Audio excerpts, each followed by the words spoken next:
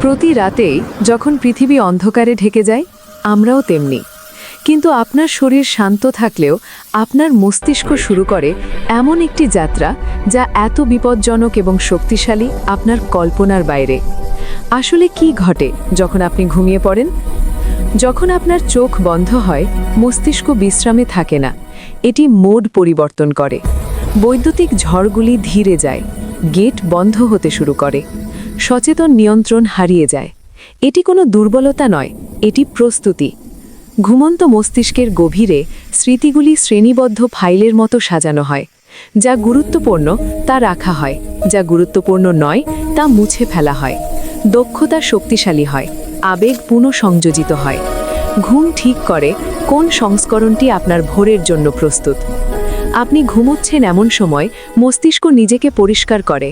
বিষাক্ত বর্জ্য যা বার্ধক্য এবং রোগের সাথে সম্পর্কিত ধুয়ে ফেলা হয়। নিউরনগুলি তাদের সংযোগ মেরামতি করে। এই প্রক্রিয়া মিস করলে ক্ষতি চুপচাপ জমতে শুরু করে।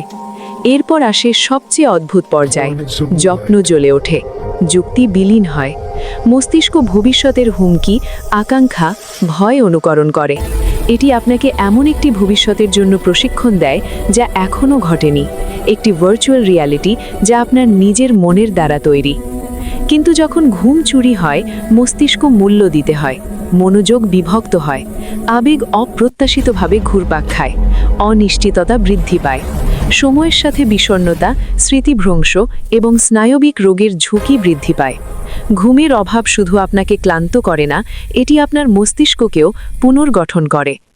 ঘুম জীবন থেকে পালানোর পথ নয়, এটি সেই সিস্টেম আপডেট যা হিমান মস্তিষ্ককে জীবন্ত, সুষম এবং সুস্থ রাখে।